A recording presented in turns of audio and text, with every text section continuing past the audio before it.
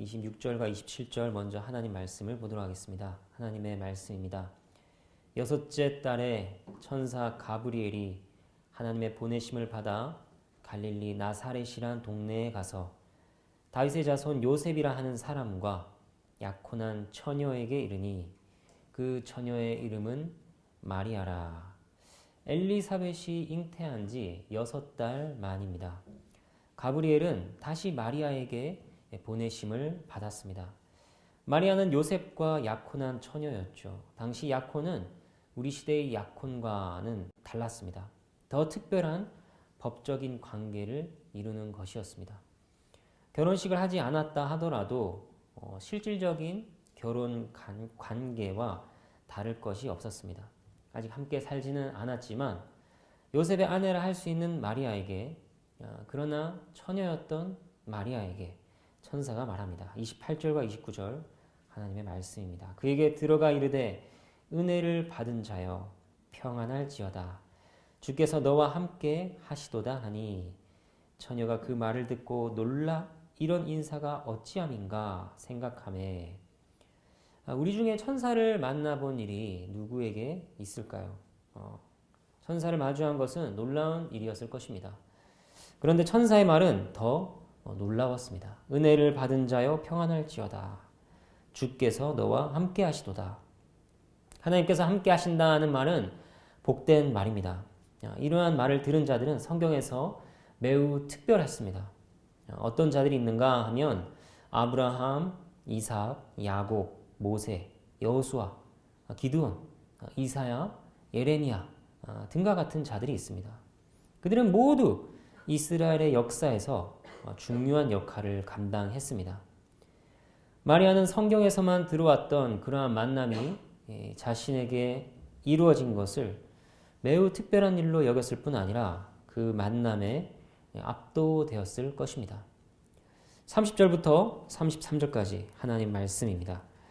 천사가 이르되 마리아여 무서워하지 말라. 내가 하나님께 은혜를 입었느니라. 보라 내가 잉태하여 아들을 낳으리니 그 이름을 예수라 하라. 그가 큰 자가 되고 지극히 높으신 이의 아들이라 일컬어질 것이요 주 하나님께서 그 조상 다윗의 왕위를 그에게 주시리니 영원히 야곱의 집을 왕으로 다스리실 것이며 그 나라가 무궁하리라. 천사가 마리아를 안심시킵니다. 무서워하지 말라. 그러나 천사가 전한 내용은 엄청난 것이었습니다. 그녀가 은혜를 받았다고 하는 내용을 알려주는데 먼저 아들을 낳을 것이라고 합니다. 그리고 그 아들은 매우 특별한 아들입니다. 이름은 예수입니다. 하나님께서 친히 아이의 이름을 지어주셨습니다. 예수는 하나님께서 구원하신다는 의미입니다. 이 아들은 구원의 사역을 이룰 것입니다. 그리고 평범한 사람이 아닙니다. 그가 큰 자가 되고 지극히 높으신 이의 아들이라고 일컬어질 것이라고 합니다. 지극히 높으신 이는 하나님 한 분 밖에는 없습니다. 지극히 높은 분이라는 수식은 오직 하나님께만 붙일 수 있는 것이죠. 그러니까 그가 하나님의 아들이라 일컬어질 것을 천사는 전했습니다. 자신이 아들을 낳을 것인데 하나님의 아들이라 일컬어질 아기를 낳는다 하는 것은 상상도 할 수 없는 일이었을 것입니다. 그런데 여기에서 한 가지 우리가 분명하게 할 것이 있습니다. 그것은 무엇이냐면 이 하나님의 아들이라 일컬어질 것을 어떻게 해석하느냐 하는 것입니다. 어떤 이들은 예수가 하나님의 아들이라 일컬어지는 것을 두고 왜곡되게 해석합니다. 어떻게 왜곡하느냐? 원래는 평범한 사람이었는데 나중에 그의 훌륭한 덕과 업적으로 말미암아 사람들에게서 하나님의 아들과 같이 높임을 받게 되었다. 이렇게 해석하는 것입니다. 또는 이렇게 말합니다. 예수는 원래 평범했는데 나중에 성령과 능력을 입어서 하나님의 아들이 되었다는 것입니다. 둘 다 무슨 말이냐면 신분과 능력에 있어서 처음과 나중의 차이가 있고 변화가 있는 식으로 설명합니다. 교회의 역사 속에서는 예수를 믿는다고 말하면서도 그렇게 주장하는 자들이 늘 있어 왔습니다. 하지만 그것은 예수를 믿는 것도 아니요 성경의 가르침을 제대로 받고 있는 것도 아닙니다. 성경 전체를 통해 보게 되는 예수께서 하나님의 아들이라 일컬어질 것이라는 말의 의미는 이런 것입니다. 예수님께서는 본래부터 하나님의 아들이셨고 아닌 적이 없으셨다는 것입니다. 하지만 이 땅에 오셨을 때 그것은 감추어져 있듯 했습니다. 보통은 아기 예수를 보고 또는 어린 소년인 예수를 보고 사람들은 그를 하나님의 아들이라 부르지 않았습니다. 그런데 그의 구속을 완성하시고 나서 온전히 하나님의 아들로서 드러나게 되신 것입니다. 마치 태양은 항상 떠 있었는데 가리고 있던 구름이 걷히자 떠 있었던 태양을 보게 되는 것처럼 예수님께서는 항상 하나님의 아들이셨습니다. 그것이 드러난 것입니다. 그래서 그를 믿는 자들은 예수님을 처음이나 나중이나 변함이 없으신 하나님의 아들로서 고백하는 것입니다. 다음으로 천사가 전한 것은 이 아들의 왕직과 나라에 대한 것입니다. 왕직과 나라는 서로 연결되어 있습니다. 이 아들은 다윗의 왕위를 이을 것입니다. 영원한 나라를 다스리는 영원한 왕이십니다. 이것은 구약에서 메시아에 대해 예언된 바였습니다.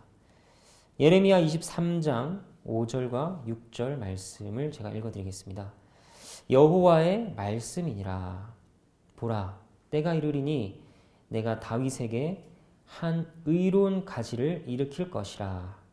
그가 왕이 되어 지혜롭게 다스리며 세상에서 정의와 공의를 행할 것이며 그의 날에 유다는 구원을 받겠고 이스라엘은 평안히 살 것이며 그의 이름은 여호와 우리의 공이라 일컬음을 받으리라. 다윗의 후손으로 오실 그 메시아에 대한 예언이 지금 연결되어서 천사는 마리아에게 전해주고 있습니다. 이 아들에 대한 엄청난 내용들이 전해지고 있는 것이죠. 이스라엘 백성이라면 누구나 소망하고 기다려왔던 메시아, 그리고 그 메시아의 구원이 성취될 것이라는 소식이었습니다. 하지만 마리아에게는 아직 이해되지 않는 점이 있었습니다. 바로 자신이 처녀라는 것이었습니다. 34절과 35절 하나님의 말씀입니다. 마리아가 천사에게 말하되 나는 남자를 알지 못하니 어찌 이 일이 있으리이까. 천사가 대답하여 이르되 성령이 내게 임하시고 지극히 높으신 이의 능력이 너를 덮으시리니 이러므로 나실 바 거룩한 이는 하나님의 아들이라 일컬어지리라.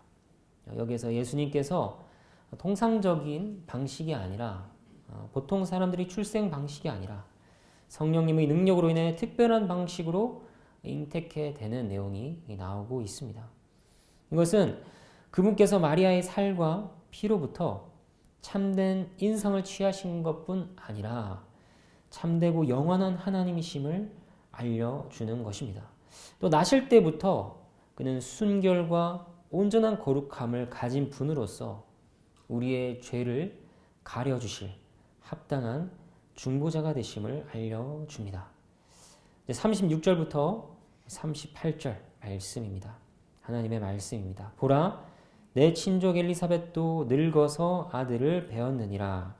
본래 임신하지 못한다고 알려진 이가 이미 6달이 되었나니 대저 하나님의 모든 말씀은 능하지 못하심이 없느니라. 마리아가 이르되 주의 여종이오니 말씀대로 내게 이루어지이다 하매 천사가 떠나가니라. 왜 세례 요한이 예수님보다 더 일찍 잉태케 되었을까요? 그러한 섭리에는 마리아의 믿음을 돕기 위한 목적도 있음을 보게 됩니다. 늙은 엘리사벳의 말도 안 되는 임신을 들어서 하나님께 능치 못할 일이 없음을 천사가 증거한 것입니다. 사실 마리아는 그보다 더 놀라운 잉태 소식을 믿음으로 받아야 했습니다. 이것은 보통 믿음으로는 안 되는 일이었습니다. 처녀가 잉태한다는 것이 믿기 어려운 일이었을 뿐 아니라 이것은 윤리적으로도 큰 문제와 위험을 초래하는 일이었기 때문입니다. 왜냐하면 마리아는 요셉과 약혼한 사이였죠. 그렇기 때문에 간통으로 몰려서 돌에 맞아 죽을 수도 있었습니다. 그런 위험을 앞두고 마리아가 말씀대로 내게 이루어지다. 주의 여종이니다. 이렇게 고백한 것입니다. 그것은 대단한 믿음과 용기의 고백이었습니다. 그리고 그 안에는 바로 메시아의 구원을 그만큼이나 소원하고 갈망하는 마리아의 마음도 함께 있었을 것입니다. 39절부터 45절 말씀입니다. 하나님의 말씀입니다. 이때 마리아가 일어나 빨리 산골로 가서 유대 한 동네에 이르러 사가랴의 집에 들어가 엘리사벳에게 문안하니 엘리사벳이 마리아가 문안함을 들음에 아이가 복중에서 뛰노는지라. 엘리사벳이 성령의 충만함을 받아 큰 소리로 불러 이르되 여자 중에 내가 복이 있으며 내 태중의 아이도 복이 있도다. 내 주의 어머니가 내게 나오니 이 어찌된 일인가. 보라, 내 문안한 소리가 내 귀에 들릴 때에 아이가 내 복중에서 기쁨으로 뛰놀았도다. 주께서 하신 말씀이 반드시 이루어지리라고 믿은 그 여자에게 복이 있도다. 큰 소식을 접한 마리아는 빨리 자신의 일과 관련하여 엘리사벳을 만나고 싶었습니다. 이 일에 대하여 나누기를 원했을 것입니다. 메시아를 통한 그 위로를 함께 나누고 싶었을 것이고 또 자신이 앞으로 감당할 일에 대해 격려와 용기를 얻고 싶었을 것입니다. 아닌 게 아니라 참으로 엘리사벳은 성령의 충만함을 받아 마리아에게서 태어날 아이가 자신보다 먼저 계신 주님이며 하나님이신 것을 깨달았습니다. 그렇게 맞이했습니다. 그리고 태중의 아기인 세례 요한도 그리스도를 맞이할 자로서 성령이 충만하여 주님을 기뻐했습니다. 엘리사벳은 하나님께서 세상을 구원하신 일에 쓰임받는 은혜를 마리아가 입었다 하는 것을 보며 그녀에게 복되다고 선언했죠. 이러한 엘리사벳과 요한의 반응은 마리아의 믿음을 더 굳세게 했을 것입니다. 46절부터 56절까지 하나님의 말씀입니다. 마리아가 이르되 내 영혼이 주를 찬양하며 내 마음이 하나님 내 구주를 기뻐하였음은 그의 여종의 비천함을 돌보셨음이라. 보라, 이제 후로는 만세의 나를 복이 있다 일컬으리로다. 능하신 이가 큰 일을 내게 행하셨으니 그 이름이 거룩하시며 긍휼하심이 두려워하는 자에게 대대로 이르는도다.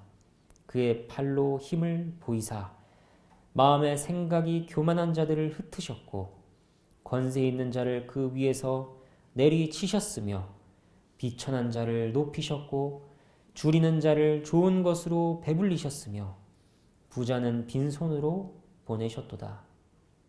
그 종 이스라엘을 도우사 긍휼히 여기시고 기억하시되 우리 조상에게 말씀하신 것과 같이 아브라함과 그 자손에게 영원히 하시리로다 하니라.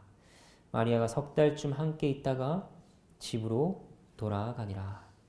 마리아의 마음은 벅차 올랐습니다. 그리고 하나님을 찬양했습니다. 이 찬양을 살피는 것은 하나님의 구원의 경륜이 얼마나 풍성한 것인지를 우리가 보게 해줍니다. 마리아는 하나님께서 자기를 통해 행하신 일에서 자신의 구원을 내다보았습니다. 48절 말씀 보면 자신의 비천함을 돌보셨다고 합니다. 이것은 그녀의 사회적 신분을 말하는 것이 아니었습니다. 그녀가 사회적으로 비천하다 하는 그 어떤 내용도 나오지 않습니다. 그것이 아니라 하나님 앞에서의 비천함이라고 할 수 있습니다. 하나님을 만난 자들은 자신의 비천함을 보게 됩니다. 마치 이사야가 하나님 앞에서 화로다 나여 망하게 되었도다 나는 입술이 부정한 사람이라 그렇게 고백한 것과 같습니다. 주여 이 죄인을 떠나소서 하나님 앞에서의 비천한 죄인됨을 고백하는 것이죠. 그러나 마리아는 성령의 감동하심으로 하나님께서 이루고자 하신 일에서 영적으로 비천하고 절망적인 자신을 구원하시는 하나님의 은혜를 보았습니다. 그리고 그녀는 50절 긍휼하심이 두려워하는 자에게 대대로 이른다고 했습니다. 이것은 그 구원이 자기 개인을 넘어서 대대로 모든 사람에게 은혜를 끼칠 위대한 일이 될 것이라 하는 것을 고백하고 있는 것입니다. 그리스도의 복음은 그런 것이죠. 그리스도께서 오신 것은 모든 시대의 모든 자들을 위해서 그는 오셨습니다. 또 마리아는 하나님께서 앞으로 태어나실 아이를 통해 행하실 구원을 더 구체적으로 밝혔습니다. 51절과 52절을 보면 교만한 자들을 흩으시고 비천한 자를 높이셨다고 합니다. 하나님께서는 스스로 다른 사람을 낮추어 볼 만큼 무언가를 가졌다 생각하는 사람들은 낮추실 것입니다. 자랑과 자신의 의로 뭉친 자들은 수치를 당하게 하실 것입니다. 그게 그리스도의 복음 앞에서 이루어지는 일입니다. 반면에 스스로 부족한 것을 아는 자들에게는 은혜를 베푸시죠. 내가 아무것도 가진 것이 없다 말하는 자들은 높이십니다. 자신의 영혼이 가난하고 굶주린 것을 아는 자들에게는 오히려 선한 것으로 채워주시며 풍족하게 하실 것이라. 그렇게 그 복음과 구원의 성격을 마리아는 전했습니다. 55절 말씀을 보면 우리 조상에게 말씀하신 것 같이 하셨다고 합니다. 이 구원이 갑자기 나타난 것이 아니라 기나긴 역사를 통해 약속된 바였음을 밝히고 있습니다. 하나님께서는 그렇게 신실하신 분이십니다. 세대가 갈수록 사람들이 마음이 넘어지고 타락하고 어두워지고 할 때 그 약속은 마치 어둡고 사라지는 것처럼 보였습니다. 그러나 하나님께서는 잊지 않으시고 하나님의 신실하심으로 그 약속을 이루시고 드디어 이루어질 때를 보면서 마리아는 기뻐했습니다. 이제 말씀을 정리하겠습니다. 수태고지에 대한 내용을 살폈습니다. 이 가운데 우리는 주님이신 예수 그리스도께서 어떤 분이신가 하는 것을 보았습니다. 동정녀 마리아에게서 성령으로 나셔서 죄라고는 한 점도 참을 수 없는 거룩한 하나님의 아들이신 우리의 중보자를 보았습니다. 우리는 오직 이 예수님에게서만 우리의 구원을 찾아야 할 것입니다. 그분 말고 구원을 위해 다른 분을 허락하신 적이 없습니다. 오직 그 이름에서 우리의 구원을 발견하고 기뻐해야 할 것입니다. 그리고 또한 높아진 마음이 아니라 늘 가난한 마음으로 비천한 죄인을 구원하실 은혜를 바라며 그분에게 나아가야 할 것입니다. 우리가 살폈던 또 다른 한 가지는 마리아입니다. 마리아의 믿음을 우리는 보았습니다. 그녀는 생명이 위협받는 상황에 처해질 수도 있음에도 하나님의 구원을 기뻐하며 말씀대로 이루어지기를 소망했습니다. 주님의 종입니다. 자신의 종됨을 고백했습니다. 그녀의 모습에서 우리는 신앙의 여러 측면들을 보게 됩니다. 하나님께 대한 순종은 물론이요, 하나님의 뜻에 헌신함을 봅니다. 하나님의 뜻과 영혼을 구원하시는 그 일을 자신의 육신의 목숨보다 중히 여기는 모습을 봅니다. 그리고 그녀가 그동안 메시아를 어떻게 기다려왔는가, 메시아를 어떻게 소망해왔는가 하는 믿음의 모습도 볼 수 있습니다. 우리의 신앙이 그러한 순종과 인내와 기다림으로 하나님의 구원을 기뻐함으로 가득하기를 간절히 소망합니다.